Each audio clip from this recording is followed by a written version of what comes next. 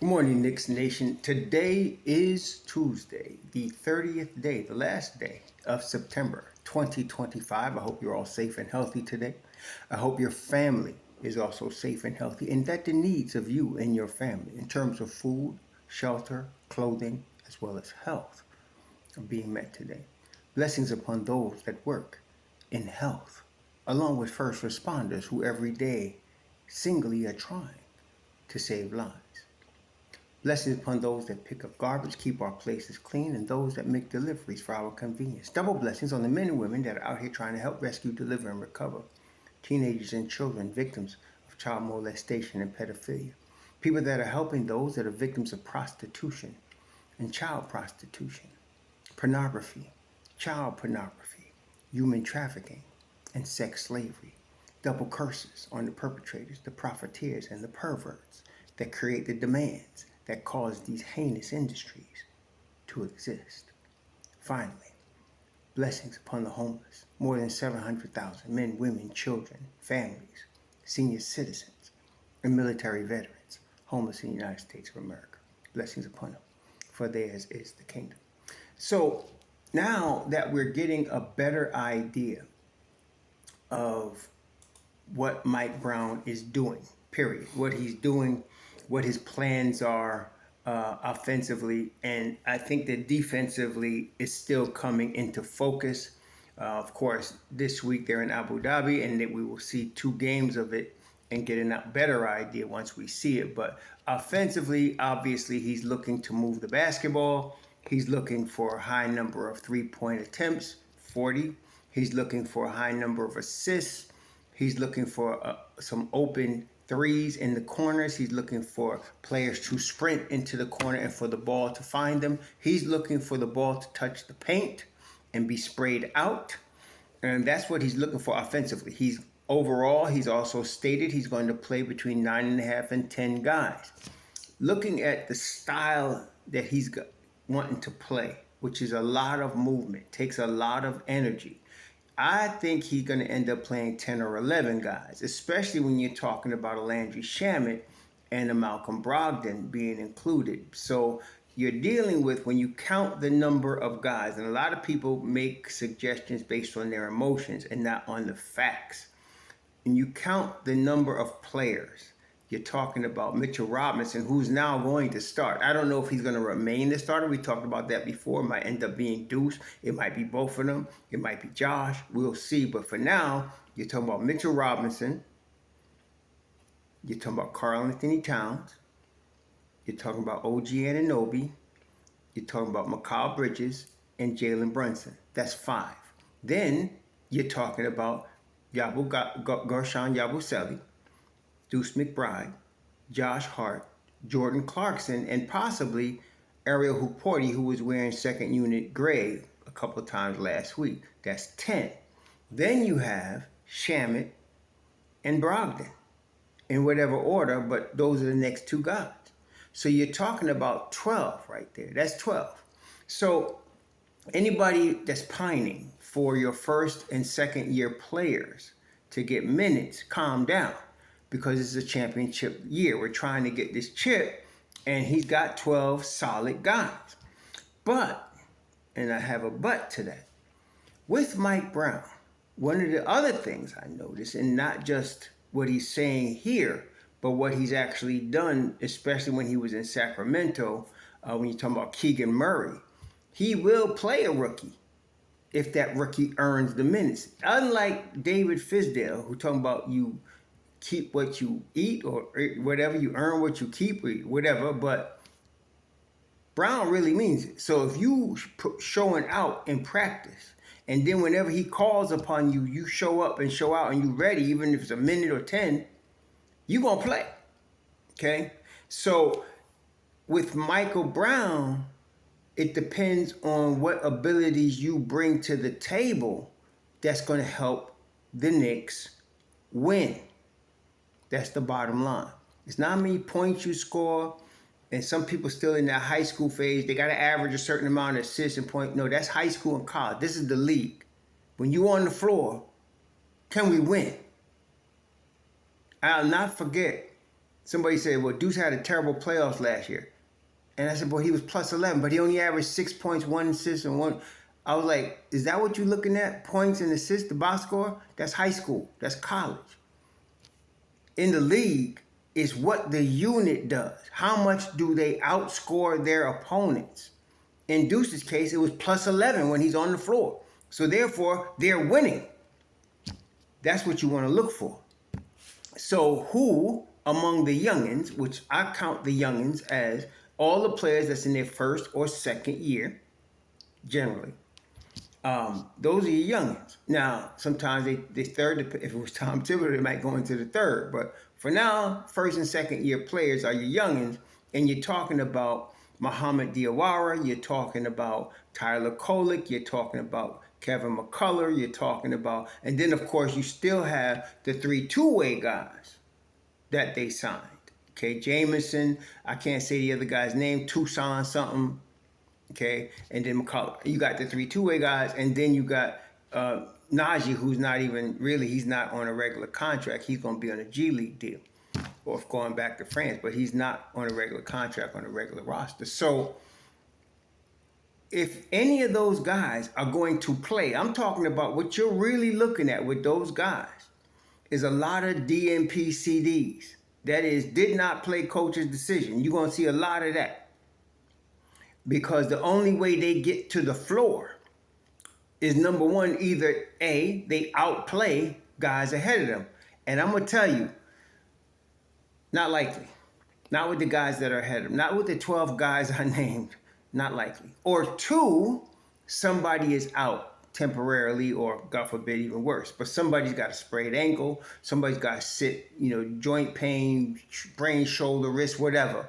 And that brings another person up. But see, even with that, let's say, Brunson, who sacrifices his body like almost nobody else, has to sit, bruise ribs, right? Well, then all that means is Deuce moves up, probably Shamet moves up, or Brogdon moves up, but that nobody behind them moves up, okay?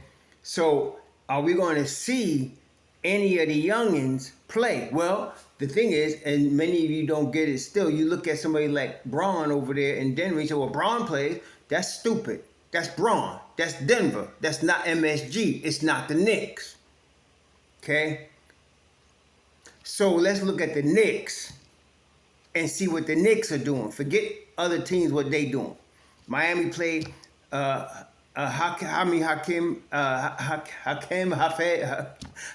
Hakeem, or whatever his name, Jaime, whatever his name is, you know him, though. Miami played him in his rookie year, and you know what? He was worth playing in his rookie year. Boy was ready. So was Brown. They were both ready. But you don't always get that. That's not usual. That's not the norm, especially if you're drafting in the second round like the Knicks did, or you're getting, you're getting guys that are undrafted free agents, like the Knicks got, like Dink Pate. So they're going to get most of their time in the G League. They're going to get a lot of time in the G League. All of the guys that are at the end of the bench past number 12 is going to get a lot of G League time. That's where you're going to get it, to get your reps in, keep sharp, plus the practices that Mike Brown probably going to have on most days. They're going to have practices because there's going to be times when you're going to sit a guy like Josh Hart or Karl Anthony Towns from practice. Or Mitchell Robinson, especially on a back-to-back. So you're going to get a lot of practice time as well. So that's where you're going to get your development from your youngins. But with all that being said, I still think Muhammad Diawara is going to surprise some people. I still think that. I can't. I'm just remembering the summer league and the defense I saw, and the offensive movements I saw in terms of he has the framework to be able to shoot the ball in the NBA. It's the speed of the game he's got to catch up with, which is most rookies. But defensively, he's ready. That's important. So I would expect a lot of DNP CDs for all of them. Okay, but in the times where you're going to miss a game here and there, like again, I'm looking for Brunson, Towns, Anunoby, and Mitch Rob to appear in 72 games each. Okay, that's Mitchell Robinson. We know McCall is probably headed toward 82. Okay, he don't miss no games. I don't want to jinx him, but he's going to play more than 72. Let's put it that way. But 72 games means that there's 10 games they're not playing. Okay, so there's 10 games Mitchell Robinson's not going to play, 10 games Brunson's not going to play, 10 games Cat's not going to play, 10 games OG is not going to play. So with that, somebody got to step in. And so even if you're talking about Yabusele stepping in for Cat, if you're talking about Ariel Houporti stepping in for Mitch Rob, if you're talking about Deuce stepping in for Brunson, or, you know, if you can go down the line, but still, when those guys on the bench, or Jordan Clarkson, when those guys on the bench step up a notch because a starter is sitting, that means guys from the back of the bench step up a notch to fill in the rotational roles in the second unit. And that's where you'll see a guy like Diawara. I also have a feeling you're going to see Kevin McCullough as well. So those two is what I'm looking for. I don't think you're going to see a whole lot of Tyler Kolek. I really don't. This is a very competitive roster. If you can't play defense, you probably can't. You know, no defense, no Breno. Well, it's the same with Mike Brown. If you can't play defense on this roster, a championship roster, you're probably not going to play. Okay? So, like I said, to me, if they're going to keep Brogdon and Shamet, which I expect, I haven't heard anything about Brogdon's showing in practice. Of course, I did mention yesterday Mike Brown was bragging about Shamet. So I know Shamet's going to be on the team. Question is, are they going to keep Brogdon? And if they decide to keep Brogdon, I'm going to tell you right now, Tyler Kolek is going to be in another uniform. That's it. He gone. But even if he is on the Knicks, I don't expect him to play a lot because you can't, the Youngins are not going to be able to get a lot of time. It's just that 12-man roster.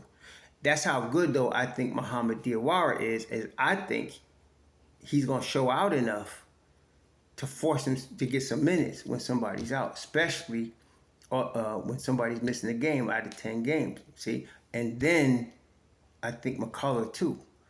Just, you know, I think he's DL. He's a little older, obviously, but on the DL, I think he might be something. I know people be comparing him to Josh Hart. That's yet to be determined because Josh Hart is a proven professional performer. Okay, so maybe he, you know, Kevin McCullough has a similar style game, but to say he's going to be Josh Hart, he's got to show that. So we'll see. And coming off that knee injury is major, but he did show a lot of progress last summer, and he still wasn't. To me, he wasn't as. What I liked about it is he showed a lot of progress. He showed the pop that I did not see up until that point from him, even in the G League last year. I didn't see that pop that pros have, that Josh Hart has. I did not see it with McCullough until the summer. I did see it in the summer, and he was still rusty in my view. Like, I still see upside in terms of getting sharper with his shot, getting sharper, you know, defensively. I do see that. He has the possibility to do that, very strong possibility. So because of that, I do see a possibility for McCullough, along with Diawara, to make some appearances. Not rotation now, but I'm talking about when people are out. I mentioned you're talking about 40 games being missed by your starting five, okay? So some people are going to get some time. And then, God forbid, but anybody gets hurt in the second unit, again, somebody moves up in the second unit. So I'm excited about seeing Diawara and McCullough show their stuff when they get their minutes. This is the thing, though. When they call on you, you got to be ready. Can't come out there with jitters. And this is the big test for a lot of players. In the Tom Thibodeau system, that's how Deuce came in. Rookie didn't play DMP CDs, and he was in G League, and he was killing it in G League. And he would get called for a 30-second stint on a defensive stop or a minute, and he had to be there, and he was. Same thing, second year for him, it's a patient game. Then the third year, because he was his third year, plus there was injuries, he got a lot more minutes. And he started showing out with the minutes he got. And that's what he was trying to tell Houporti. You got to show out even in garbage minutes. He notices that. See, now we're going to see who's coming up this time, but you got to be ready. It's not Tibbs, but it's the same principle. Brown's not looking for you to come in and feel your way in. You got to be ready. Okay, so Diawara and McCullough, I'm looking for them to do. Now, somebody's going to ask about Dadiet. We're going to see.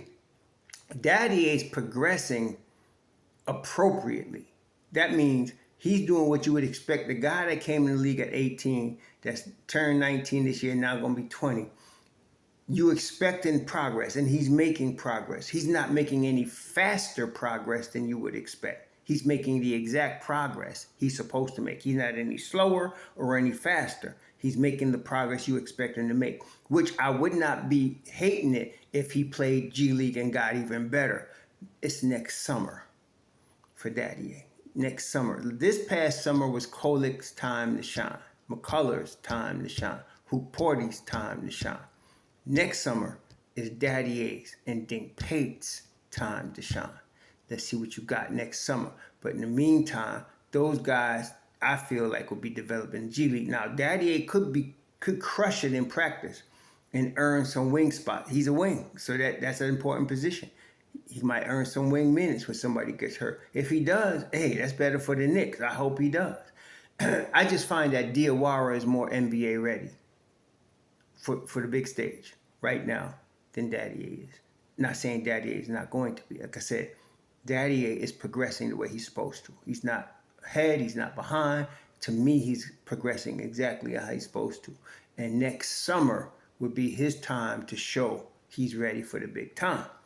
Meantime, develop in the G League and do your thing. Okay, get all the minutes you can. And I think he's going to be a guy that gets heavy minutes in the G League, as he should, and get developed that way. So we will see how this works out. And I know Daddy has been mentioned in trade talks. I'm hoping the Knicks do not trade him because it's not necessary to trade him. You can trade Kolik. You can even trade Hooporty, and you can get what you need. You still got Alex Len in camp. Okay, you still got Jamison on a two-way. I don't want to see Hooporty traded, but I'm saying I'd rather Hooporty and Kolik than Dadiet. Of those three youngins, to me, the most upside is by far Dadiet. And I want to hold on to him, but we don't need to rush him, okay? So we'll see how this works. But I'm expecting Diawara and McCullough to make some appearances this year and see how they do. And of course, we all want our youngins to do good. We're pulling for our youngins, as we do. So I'm looking for those two guys to make appearances. And if Dadiet develops more, than we expect, we don't see him every day. They could be busting it out in practice. He could grow even. We'll see. But in the meantime, that's our youngins. We're going to see a lot of DMP CDs from them. Don't worry about that. But when they get their chance, they got to show out. Y'all enjoy your Tuesday. So.